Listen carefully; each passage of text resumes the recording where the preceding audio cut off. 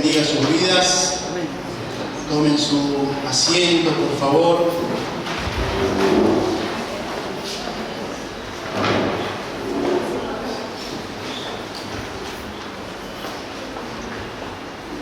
Allí por el año 50 después de Cristo, el apóstol Pablo inició su segundo viaje misionero. La idea de este viaje era ir a visitar aquellas congregaciones, aquellas iglesias que él en su primer viaje había levantado. Esto era en el Asia Menor. Lo acompañaban Silas y el joven Timoteo. La Biblia nos muestra que ellos habían propuesto en su corazón ir a visitar estas iglesias y de repente, en el medio de ese viaje misionero, el Espíritu Santo los detiene y les dice: quiero que vayan a otro lugar. Les muestra una visión de un varón macedónico. Esto es Europa, es la primera vez que iba a llegar ese evangelio allí. Y deciden obedecer la voz del Espíritu Santo. Qué importante es estar en esa misma sintonía y escuchar la voz. Pero no solamente escuchar la voz, sino obedecer a esa voz. Y la palabra nos narra que ellos emprenden el viaje allí en Europa y empiezan por la región de Macedonia, descienden a Atenas para en un momento determinado, allá por el año 50 después de Cristo, el apóstol Pablo, junto con Silas y con Timoteo, hace su arribo a la ciudad de Corinto, la capital de la provincia de Acaya, una ciudad famosa, una ciudad popular, una ciudad en ese mundo antes conocido tan visitada, porque muchas personas querían ir a ver esa ciudad.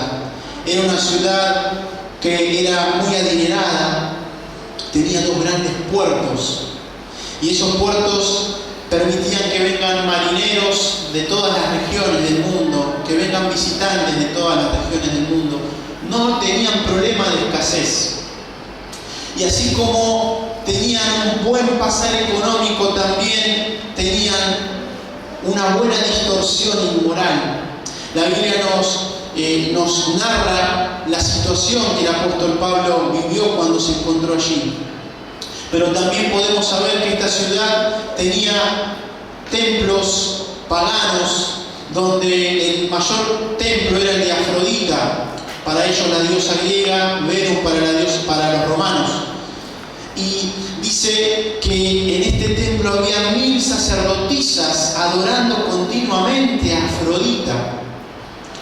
Y la costumbre era que la adoración de estas sacerdotisas de Afrodita era ministrar delante de la presencia de su diosa a través de, literalmente, adorar con relaciones sexuales con quien pasase por el templo. Algo que nos parece aberrante, pero fíjense la decadencia inmoral que reinaba en esta gran ciudad, tan llena, pero tan vacía a la vez, tan rica, pero tan pobre.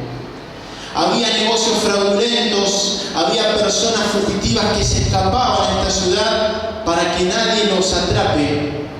Asesinatos, fraudes, corrupción, inmoralidad. Había un dicho en toda la región europea en esos tiempos, donde alguien se mandaba alguna macana inmoral, algún descontrol de su placer, decía: estás corintianizado. Fíjense la fama que tenía esta ciudad. Estás corintianizado, te mandaste una de Corintio. Es decir, te mandaste una un acto muy inmoral. Esta era la fama que tenía esta ciudad. Esta era la fama que tenía la ciudad donde el apóstol Pablo ahora decide arribar por mandato divino. El apóstol Pablo traería las bases del Evangelio. Su mensaje era lisa y llanamente presentar el Evangelio tal cual el Señor se lo había dado, se lo había entregado. Pensaba cuando leía sobre esta gran ciudad decadente en moralidad, comparar la sociedad actual de la nación, del mundo, de las naciones. La palabra nos dice que la maldad del hombre irá en aumento día a día. Estamos hablando del 50 después de Cristo. Proyéctelo 2020, 2024. Me fui un par de años. 2024. La maldad la vemos. Vemos crisis en el mundo, hambre, vemos pestes, vemos miseria, vemos guerra. En nombre de la paz, como nos recordaba Teresa irónicamente, hacen una guerra en nombre y en busca de la paz. Vemos cómo hay tanta diferencia, tantos ricos, tan poquitos ricos y tantos pobres. El Señor nos advirtió, dijo, los pobres siempre van a estar. Ahora, ¿qué hace la iglesia con ellos? Ahora, también vemos esta crisis desatada en las sociedades, en la cultura, en el deporte, en la televisión. Ellos tenían grandes pensadores, filósofos, pensadores de ese momento, sabios, escribían libros, pero estaban tan llenos de ellos y tan vacíos de Dios. La palabra de Dios no se nombraba, era una locura. ¿Cómo un Dios desciende para hacerse hombre y ese Dios, que es todopoderoso, decide morir en la cruz? En una cruz. La cruz para los judíos era símbolo de alguien maldito quien cuelga de madero, dice la Biblia. Sin embargo, nuestro Señor Jesús decidió por su cuenta ir a esa cruz. Ahora, esa crisis social que vivimos como nación se traslada porque hay una crisis en las familias. Y esas crisis familiares se traslada porque la crisis es individual. La crisis es del individuo, una crisis espiritual que cada uno de estas personas que integran las familias están viviendo. Es en ese contexto que el apóstol Pablo decidió presentar el mensaje del Evangelio. ¿La tenía fácil? No. Era muy complejo. Se le iba a levantar una oposición espiritual contraria a este mensaje que él traía. Y vaya si tuvo oposición. Sin embargo, la Biblia nos narra que el apóstol Pablo tuvo éxito en la presentación del mensaje. El éxito, entiéndase cuando lo escuche nombrar en una iglesia, no tiene nada que ver con el éxito de cumplir nuestros sueños aquí en la tierra, sino el éxito para el cristiano es estar en el centro de la voluntad de Dios. El éxito para el cristiano es cumplir el propósito por el cual fuimos puestos en esta tierra, que es ser sal y luz. A través de un conocer al Padre, al Hijo, y a través de ese conocimiento iluminamos nuestros rostros, lo que decimos, cómo nos comportamos, es un imán que atrae a todo nuestro entorno. Ese es el propósito que tiene la iglesia. El éxito de Pablo en este ministerio, en la iglesia, en la ciudad de Corinto, se ve reflejado en las cartas que él escribe. Y quiero para eso, junto con ustedes, poder ir al libro, a la segunda carta del apóstol, la primera carta, disculpen, del apóstol Pablo a la iglesia de los Corintios. Vamos a leer 1 Corintios capítulo 2. 1 Corintios capítulo 2. Vamos a leer algunos versículos de este capítulo. Amén. Dice la palabra, hablando el apóstol Pablo: así que, hermanos, cuando fui a vosotros para anunciaros el testimonio de Dios, no fui con excelencia de palabras o de sabiduría, pues me propuse no saber entre vosotros cosa alguna sino a Jesucristo y a este crucificado. Y estuve entre vosotros mucho temor y temblor. Y ni mi palabra, ni mi predicación fue con palabras persuasivas de humana sabiduría, sino con demostración del Espíritu y de poder, para que vuestra fe no esté fundada en la sabiduría de los hombres, sino en el poder de Dios. Sin embargo, hablamos sabiduría entre los que han alcanzado madurez, y sabiduría no de este siglo, ni de los príncipes de este siglo, que perecen, mas hablamos sabiduría de Dios en misterio, la sabiduría oculta, la cual Dios predestinó antes de los siglos para nuestra gloria, la que ninguno de los príncipes de este siglo conoció, porque si lo hubieran conocido, nunca habrían crucificado al Señor de la gloria. Antes bien, como está escrito, cosas que ojo no vio, ni oído yo, ni han subido en el corazón de hombre, son las que Dios ha preparado ¿para quiénes? Para los que le aman. Pero Dios nos las reveló a nosotros por medio del Espíritu, porque el Espíritu todo lo escudriña, aún lo profundo de Dios. Hasta aquí el pasaje. Ahora, hermanos queridos, vemos que el apóstol Pablo decide presentar el mensaje del Evangelio. El título de este mensaje es el mensaje del Evangelio. Algo tan sencillo. Escuchamos de este mensaje y somos portadores de este mensaje. El Señor nos llamó, como decía Miguel, a ir, a predicar, a anunciar. Cuando hablamos de predicar en este momento, estamos hablando de anunciar. Todos nosotros somos esos púlpitos, como decía también el domingo pasado, en las calles. Púlpitos que van en distintos lados anunciando, como un heraldo, como una atalaya, el Evangelio. La palabra Evangelio viene de esa época cuando, por ejemplo, nacía el hijo del rey y salía el jinete por todas las ciudades. ¡Ha nacido el hijo del rey! Era el Evangelio que presentaba, era la buena noticia de ese momento. Ahora la iglesia del Señor ha sido llamada a anunciar un mensaje.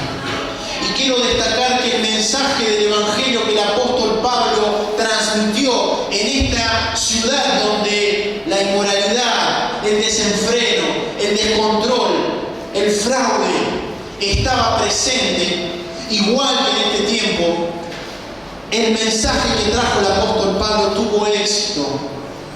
Y yo quiero saber qué características tenía este mensaje del Evangelio que Pablo predicó, porque nosotros también predicamos un mensaje del Evangelio y queremos que tenga éxito. Recuerde, éxito en cumplir el propósito de Dios. Queremos que tenga éxito, queremos que cuando predicamos a nuestro vecino, a nuestro familiar, queremos que cuando predicamos o presentamos el mensaje a nuestros compañeros de trabajo, queremos que se salven, hermanos. Queremos que sus vidas sean transformadas. Pablo predicaba. Y cuando predicaba, la Biblia nos muestra que las vidas eran transformadas. Nunca de los nunca sucederá que presentemos el Evangelio. El Evangelio que Dios nos demanda presentar y no suceda nada. Cuando usted presenta el Evangelio que la Biblia nos dice, la gente se incomoda. Es imposible que no haya reacciones, para bien o para mal, pero algo tiene que suceder. Quiero compartir con ustedes 3 características del mensaje del Evangelio que Pablo predicó. Quiero compartir con ustedes estas características y que hagamos bien a prestar atención cuáles eran y ver en nosotros si el mensaje que compartimos a nuestros familiares, vecinos, compañeros de trabajo, a ese que encontramos en la parada y no conocemos, a ese que encontramos en el hospital y no conocemos, si ese mensaje que transmitimos es el mismo y tiene estas características que le dio éxito al mensaje del Evangelio que predicó Pablo. Para eso quiero comenzar con la primera de las tres características. Y la primera de ellas es que el mensaje de Pablo era un mensaje cristocéntrico. El mensaje de Pablo se centraba en la persona de Cristo. Y no solamente en quién era Jesús, sino en lo que había hecho Jesús. El mensaje que presentaba el apóstol Pablo tenía solamente la persona. No voy a predicar de otra cosa sino a Jesucristo y a este crucificado. Voy a hablar de Cristo. Es el Hijo de Dios. ¿Quién es Jesús para vos, iglesia? Porque la respuesta que me des de quién es Jesús para vos va a ser lo que determine que tu mensaje tenga éxito. ¿A qué Jesús estoy presentando cuando hablo de Él a mi vecino, a mi familiar? ¿Un Jesús que soluciona problemas terrenales?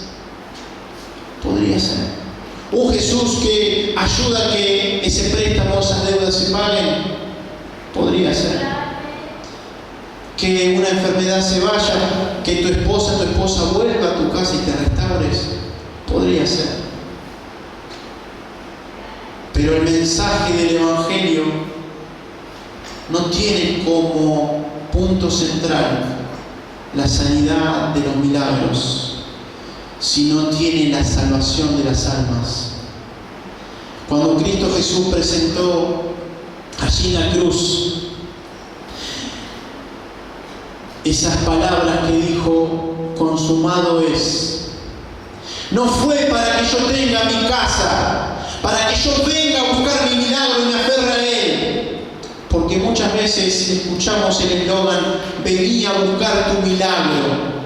¿Hay milagro en el poder de Dios, en el nombre de Jesús? Sí hay milagro. Miguel es un testimonio vivo de eso. Hay milagro, pero no es lo medular, no es lo central cuando la iglesia del Señor presenta el mensaje del Evangelio.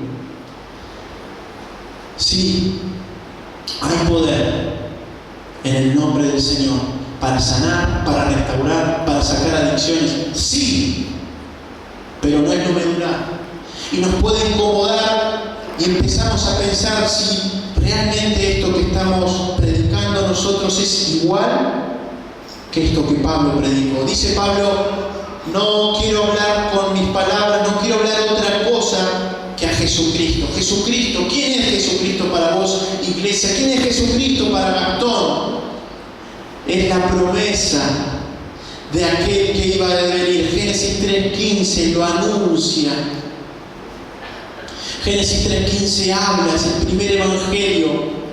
¿Quién es Jesús para vos? Jacob lo tuvo allí en medio de un sueño profundo, ve una escalera, ángeles subían y bajaban entre el cielo y la tierra. Más adelante entendemos que Jesús es quien une el cielo y la tierra. Cuando Natanael creyó y dijo, realmente vos sos el Mesías que estábamos esperando. Y Jesús le dice, realmente vas a ver el cielo y la tierra, descender ángeles sobre el Hijo del Hombre. Él es la escalera, Él es el camino, Él es la roca de la cual sale agua, esa roca que alimentó de agua en el desierto al pueblo sediento, es la roca que alimenta nuestras vidas continuamente. Este es Jesús. Es el mar abierto para que su pueblo esclavo salga de la esclavitud y vaya a una esperanza viva en la vida eterna. Este es el Jesús. Jesús, el Hijo del Dios viviente. Es aquella serpiente de bronce que se levantó en el desierto. Y cuando los hebreos pecaron ante Dios, murmuraron, esas víboras picaban con un veneno mortal. Y el pueblo, pidiéndole a Moisés perdón, Dios decidió levantar una serpiente mostrando lo que iba a venir, que era la cruz, una serpiente de bronce, que todo aquel que estaba con veneno mortal miraba en fe a esa cruz, iba a ser sano de ese veneno mortal, iba a ser salvo. Este Jesús es el que nosotros predicamos, es el Hijo de Dios, es el Mesías esperado, es el Emmanuel, es Dios con nosotros, Padre eterno, Dios fuerte, Príncipe de paz, es un consejero admirable. Este Jesús, ¿quién es Jesús para vos? Determinará el Jesús que presentes a tus allegados, a tu entorno. No solamente Pablo dice: yo predico a este Cristo, el Hijo de Dios viviente, sino predico también su obra, su muerte en la cruz del Calvario. Por eso predico la cruz de Cristo. La cruz de Cristo incomoda. Cuando presentamos el mensaje del Evangelio, le hablamos de la cruz, le hacemos repetir una oración creyendo que es salvo, y la persona se salva pero no sabe de qué. Si no le decimos: tu vida tal cual es, se va camino a condenación eterna. Si yo no soy sincero, estoy errando al mensaje que el Señor me dice que diga. Él no murió nuevamente para hacerme exitoso en esta tierra. Él dijo: consumado es, hecho está, la deuda pagada está, todo lo he hecho. He unido nuevamente el cielo con la tierra para todo aquel que se arrepienta de la vida que lleva. Y en ese arrepentir me aferro a la esperanza de Jesús como mi Salvador y también como mi Señor. Decido seguirle a Él. Este es el Evangelio de la cruz que no muchas veces se escucha, tristemente, en eventos evangelísticos, con eslogan que lo que buscan es atraer las masas, tirar anzuelos y pescar a alguna persona que tenga una vida miserable y esté realmente en problemas.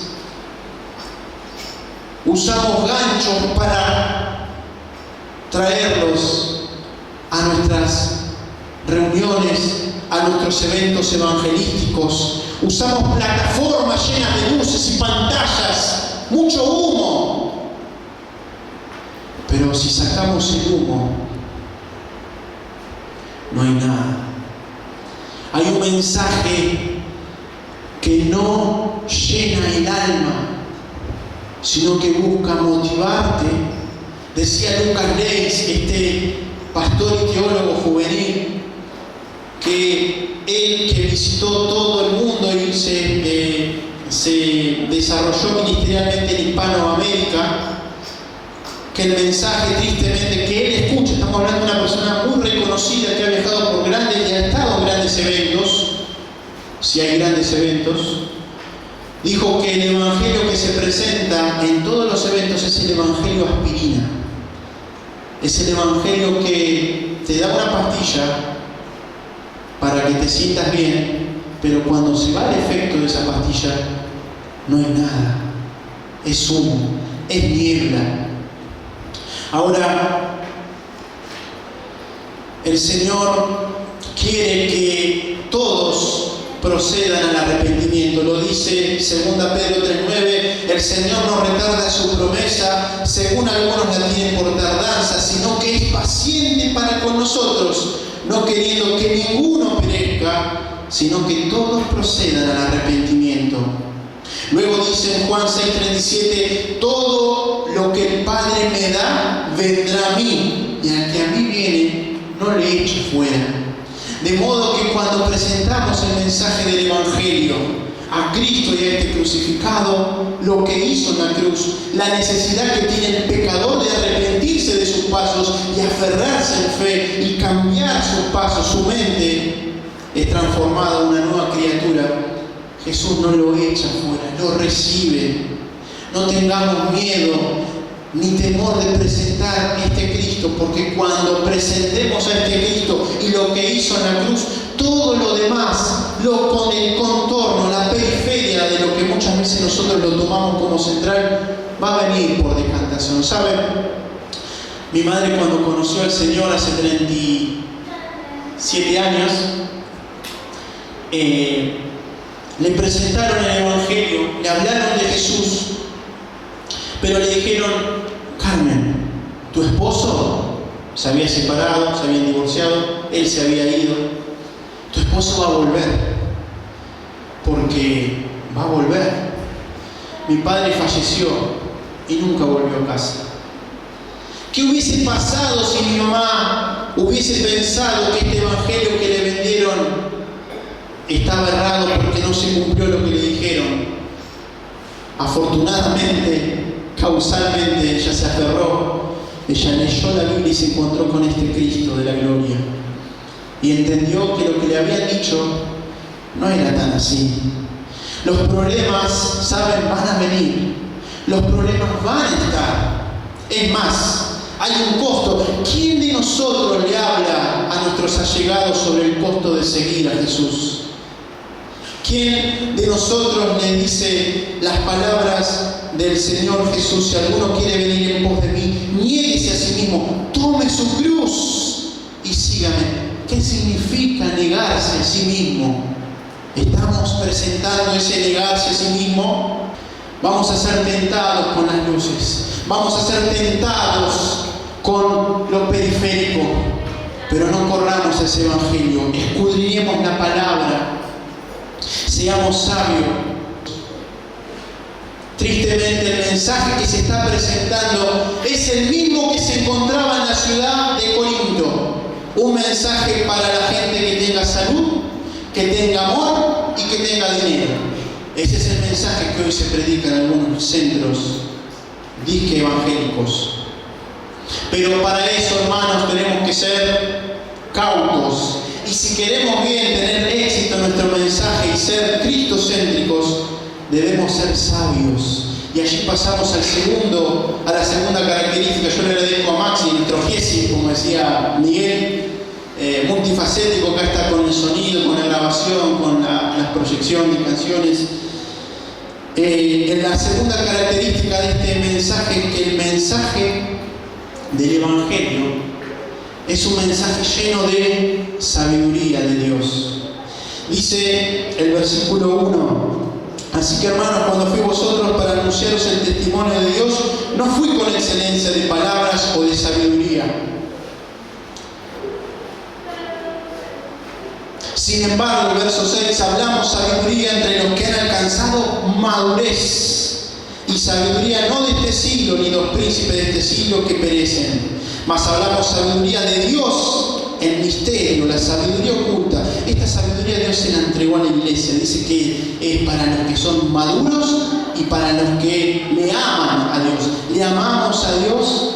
La Biblia dice que Jesús le dijo: si me amáis, guardad mis mandamientos. Si yo guardo los mandamientos de Dios, los mandamientos que Jesús me dio, entre ellos predicar el Evangelio, mantenerme en santidad, atado a la vid verdadera, permaneciendo en Él. Si yo hago eso, la presencia del Espíritu Santo vendrá, la presencia de la Trinidad vendrá a través de la persona del Espíritu Santo.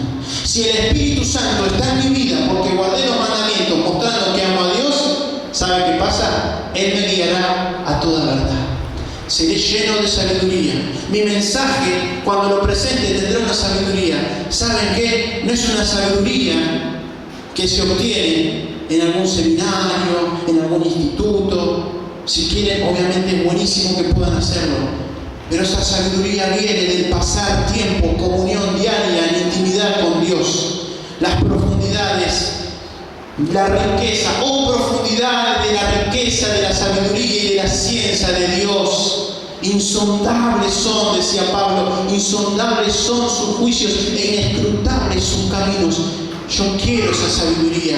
Dice que lo que ojo no vio, ni oído yo, ni han subido en el corazón, esto era la mente para ellos del hombre, son las que Dios preparó para los que le aman. Amamos a Dios de corazón, queremos esta sabiduría. Dice Santiago que todo aquel que necesite sabiduría, pídasela a Dios, creyendo que lo va a recibir, pídaselo.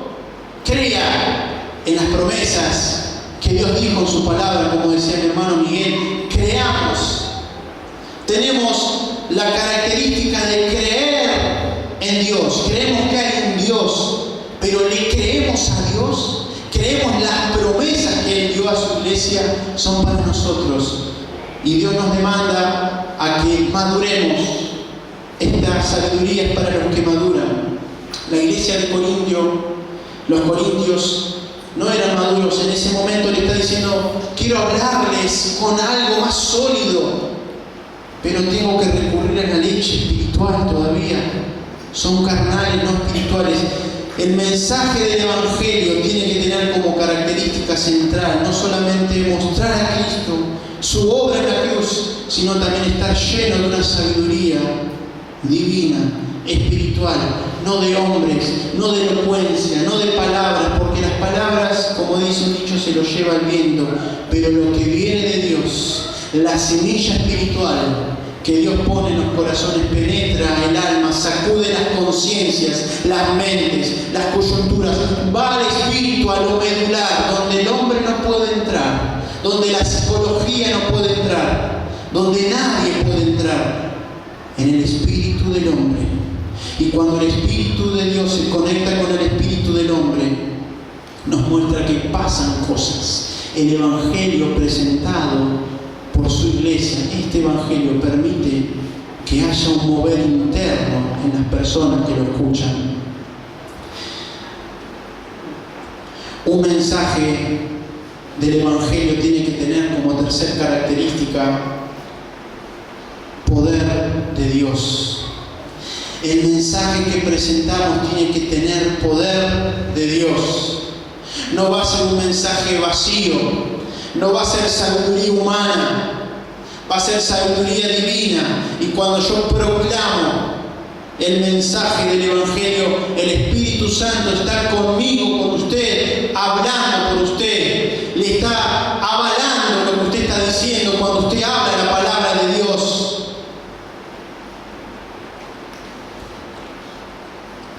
Dice Génesis 1:28 que Dios le dio poder al hombre para enseñorear, para sojuzgar la tierra. Tenía poder el hombre de todo el mundo, el planeta. Sin embargo, la tentación y posterior caída del hombre, es decir, rebelarse contra Dios, le sacó el derecho de ser quien sojuzgue la tierra. ¿Y saben quién se quedó como trofeo de victoria de este mundo? La Biblia lo llama el príncipe de este mundo. El diablo, tristemente, duela quienes duela, tiene poder. ¿Y el poder que tiene el diablo es superior que los seres humanos? Sí. Tristemente vemos, aquellos que han estado en el Ministerio de Liberación han sido testigos del poder que se encuentra en el diablo y superior a las personas, al ser humano. Hace tiempo escuchaba a un compañero de trabajo que me hablaba le pedí permiso para hablar de esto a él. No lo nombro, pero le pedí permiso. Y él me decía que fue a constelar con la familia. Yo le dije: ¿qué es esto de constelar con la familia? Te dicen todo lo que te pasó. Todo. Entonces, es una reunión donde a Claudio me va a representarme a mí. Yo elijo que Angie sea mi mamá. Yo elijo que Walter sea mi papá. Y esta persona va a ser un hermano que yo perdí, muerto. Y esta también una tía que perdí hace unos meses y me dolió mucho. Bueno, y empiezan a constelar. Dicen que hay una energía que se mueve en ese lugar y empiezan a hacer todo lo que él hizo en su infancia. Todo lo que él hizo en su infancia empieza a pasar. Yo digo: wow, qué poder, qué macana. Porque él quedó atado a eso y dijo: yo voy ahí. Y le estoy hablando, estoy creyendo en lo que va a pasar. El Reiki, transmitir un dolor de cabeza de una persona a mi cuerpo. Lamentablemente yo lo he visto con mis primos practicarlo, mi tía, y sucedía. El curar del empacho con cintita, hermanos, de palabra. Un compañero de trabajo le decían: ¿puede tu mamá sanar a uno que tiene un dolor de empacho? De palabra. Hay un poder sobrenatural, superior al del hombre. No podemos ser necios y decirlos: no hay poder. Y está en nosotros, está en la iglesia del Señor, el mostrar el poder superior que existe en este mundo y en todo el universo y en todo lo que no conocemos. Hay un poder superior. Yo digo, hay un poder superior al del diablo. Y la iglesia sabe, lo ha escuchado, pero lo ha experimentado. Es el poder de Dios que sobrepasa cualquier poder. Es el poder de Dios que no ha menguado. No ha menguado, es constante. Vemos cómo la gente se amontona a estos lugares que nombré recién y otros. El curandero, hay una allá en Punta Lara que tiene muchos muñecos, la casita de los muñecos, que también te cura de la ojeadura, te cura del mal sueño, de pero los cura. Como iglesia no podemos decir: qué astuto que es este diablo, mirá cómo engaña a la gente. No podemos decir eso nada más y quedarnos en la cómoda. Yo me rebelo contra eso y digo: Señor, yo quiero que tu iglesia tenga el poder que derriba al enemigo, que lo aplasta al enemigo, que vence al enemigo y que muestra que vos estás presente, que no te fuiste, que no has cambiado, que tu poder transforma las realidades de las personas. Y cuando la iglesia muestre ese poder, hermano y hermana, yo les voy a asegurar que vamos a ver a nuestros familiares, a nuestros vecinos que por tanto tiempo hemos orado, venir a los pies de esta iglesia, no, de esta congregación, no, de un hombre, no, a los pies de Cristo. Nuestra meta es que vayan a los pies de Cristo. Este poder se traduce como la palabra dunamis, que en esencia significa dinamita, pero también significa dínamo. Cuando el apóstol Pablo utiliza aquí la palabra poder, se utiliza la palabra dínamo. Usted sabe que la dinamita se pone en un lugar, en un huequito, se enciende un mechero, combustiona y se va. Usted sabe que es una potencia puntual, es un poder puntual. Pero la palabra que el apóstol Pablo utiliza aquí es para poder, es dínamo. Y es potencia continua, potencia constante, potencia en el tiempo. Esto es el poder que Pablo está hablando cuando presentaba el Evangelio. No fui con palabras de humana sabiduría, no fui con mis títulos, no fui con mi prosa, fui con el poder de Dios, con una potencia continua. Que esta potencia se ve en el mensaje, en el mensajero, y se ve en el oyente, convenciéndolo de pecado, justicia y juicio, para que se aferre a Cristo y para que decida ser un discípulo de Él. Y también se aferra, y miren a dónde llegué recién, pero también se aferra a los milagros, a las sanidades, al poder de Dios que se muestra a través de estos milagros que evidencian que Cristo tiene poder. Y nosotros cuando predicamos el mensaje del Evangelio tenemos que decir: Cristo salva en primera medida, Cristo santifica en segunda medida, Cristo derrama de su Espíritu en tercera medida, Cristo sana también, y Cristo vendrá otra vez. La sanidad y los milagros están en el mensaje del Evangelio. Marcos 16 al 18 nos manda ir por el mundo, predicar el Evangelio. Predicar el Evangelio. ¿Qué Evangelio estoy predicando? Cuando predique ese Evangelio, que dice la palabra en Marcos, estas señales, ¿qué señales? Los milagros, la sanidad, la restauración, estas señales seguirán a los que creen. Y empieza a relatar todo lo que va a pasar. Este es el poder de Dios actuando en la iglesia, un dínamo, una potencia continua. Yo quiero ir finalizando este tiempo. Y si ha permitido Dios que en este tiempo las tres características que el mensaje del Evangelio del apóstol Pablo sean oídas, ahora viene a nosotros escudriñar y saber y comparar el mensaje que estamos presentando cada uno de nosotros. Acá no se habla solamente del ministerio evangelístico con la responsabilidad de presentar el mensaje del Evangelio. El mensaje es a toda la iglesia. Ir por el mundo a predicar el mensaje transformador del Evangelio.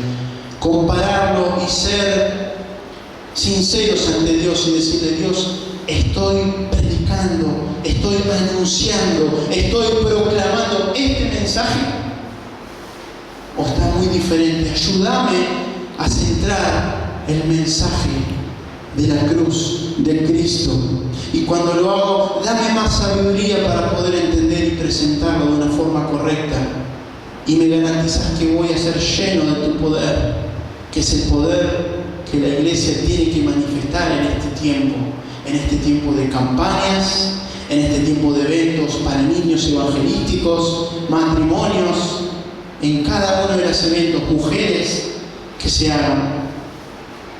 Quiero finalizar, como les decía, con una anécdota personal. Hace unos meses, o un mes, se podría decir mejor, me encontraba en la noche leyendo,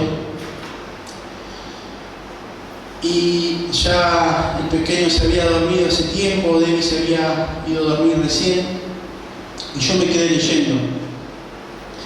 Y escucho fuerte que iba a llamar a las 2 de la mañana. La puerta no tiene acceso directo porque hay rejas, así que no puede golpear, pero la oí muy cercana al ruido de la puerta. Y cuando mi cara voltea para este lado, veo en esta distancia una puerta transparente, parecía ser de acrílico o por lo menos vidrio. Esta puerta tenía como manchas. ¿Vio cuando usted toca el vidrio, se manchan los dedos? Duró 5 o 7 segundos. Nunca me ha pasado esto, o si me ha pasado pocas veces que recuerde. Tampoco lo pedía. Y cuando volteo mi cara, veo una imagen de una jovencita de pelo largo. Su cara tenía una cara de desesperación y me golpeaba insistentemente. Yo no entendí lo que me dijo el Señor, qué me estaba diciendo. Para mí esto era nuevo. Y le dije: Señor, no comprendo. Y aquí, hermano, vino en mi corazón esa palabra que se encuentra en Mateo 16, 18. Yo le dije: Señor, ¿qué es esto? ¿Quién es esta joven? No la conozco. De vez en cuando pasa que el Señor a los intercesores los llama en algún momento de la mañana, de la madrugada, y le pone un nombre. Eso sucede, es habitual entre los que interceden, entre la iglesia y el Señor. Pero esto era estar despierto y verlo con mis ojos a esta joven desesperada golpeando un vidrio. Mateo 16, 18 dice: respondiendo Simón Pedro dijo: tú eres el Cristo, el Hijo del Dios viviente. Entonces le respondió Jesús: bienaventurado eres, Simón, hijo de Jonás, porque no te lo reveló carne ni sangre, sino mi Padre que está en los cielos. Y yo también te digo que tú eres Pedro, y sobre esta roca edificaré la iglesia, y las puertas del Hades no prevalecerán contra ella. El apóstol Pedro se encuentra con esta verdad revelada, que es la verdad absoluta, el Cristo, el Hijo del Dios viviente. Ese es Jesús. Y sobre esa verdad absoluta la iglesia va a estar sostenida. Es el fundamento, es la piedra angular. Pero aún yo no tenía la respuesta. Esto yo se lo estoy contando un poquito más largo, pero en realidad fue cortito. Como le digo, lo que vi duró 5 o 7 segundos y hablar con el Señor duró 3 o 4 minutos. Esta joven simboliza a aquellos que están desesperados, dando vueltas en círculos, buscando una salida de la miseria del infierno que están viviendo. Así como la iglesia está compuesta por muchas personas de carne y hueso que sufrían, que tenían problemas complejos. Sin embargo, alguien nos habló del mensaje de Jesucristo y esas puertas del infierno donde estábamos se abrieron para que nosotros salgamos de ahí, de ese lugar. Ahora Dios le pide a Gastón y le pide a la iglesia que tome este poder divino, que tome el compromiso de ser el heraldo de este mensaje transformador de adentro hacia afuera y presentar batalla que ya está ganada, decidir avanzar como iglesia. No dice cuando Gastón avance, dice la iglesia de Cristo. Cuando la iglesia del Señor avance en unidad, cuando la iglesia del Señor avance en unidad, orando, familiares en una misma casa, tienen gente o familiares inconversos, oren, doblen rodillas, o en la posición que quiera, pero oren al Señor. Si tienen un vecino complicado, el más complicado de todos, desafíense con su círculo y oren por ese vecino para que se salve, por ese compañero de trabajo que están por echarlo por tantas cosas que se están mandando. Oren por ellos. Sáquenlos del infierno que están viviendo, por esa persona que todos los miran y le dicen no cambia más. Ya es así, siempre fue, su familia fue así, ya está. Ore por ellos. Y cuando lo haga la iglesia del Señor, verán que hay un poder superior al que estamos viendo, y es el poder de Dios que sigue transformando personas y sigue sacando del infierno donde están estas personas, rompiendo los cerrojos, rompiendo las cadenas, haciendo las trizas polvo por el poder del Espíritu Santo. La iglesia que avanza es la iglesia que el Señor quiere en este tiempo. Yo le invito a cerrar sus ojos y a decirle: Señor, gracias, porque a través de esta carta, a través de esta porción, de este capítulo 2, pudimos ver cómo podemos también tener éxito cuando presentamos tu palabra. Podemos ver que tú, Jesús, estás en el centro del Evangelio, que tú eres el Hijo del Dios viviente que, dejando todo, vino a hacerse siervo. Y no solo eso, sino que murió tomando el pecado mío y el pecado de la humanidad, terminando con la miseria que había en mi vida. Miseria que por mis propios medios no podía sacar. Señor, hoy tú quieres sacar mochilas en las espaldas de personas conocidas por nosotros, pero que no pasa nada cuando presento el Evangelio. Señor, no hay poder, no hay transformación. Danos sabiduría, Señor. Aumenta nuestra sabiduría espiritual para para que las cosas que los ojos no vieron, los oídos no oyeron, las mentes y los pensamientos no retienen, yo, la iglesia, nosotros podamos retenerlas y estas verdades espirituales sean fácilmente anunciadas cuando hablamos de ti, Señor. Pero para ello necesitamos el poder de Dios, que nos ayude a predicar, a anunciar, a proclamar el mensaje que cambia vidas, y a la vez que actúa en aquel que escucha, convenciéndolo de que su camino, tal cual como está, se va a una condenación sin ti, eterna. Esto es al infierno.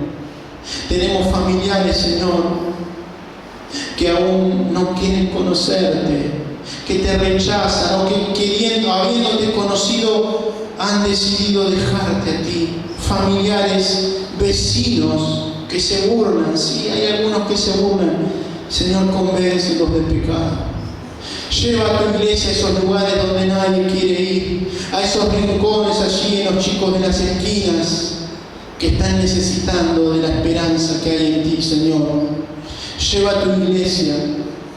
Tú prometiste que cuando tu iglesia avance en unidad, las puertas del Hades van a retroceder, se van a abrir, se van a romper los cerrojos en el nombre de Jesús, para que tu iglesia pueda sacar esas vidas que están en tinieblas y en tu poder pasarlas a una luz admirable, para que formen parte de las filas del Evangelio. Señor, a ti damos la gloria, la honra y el honor. Amén y amén.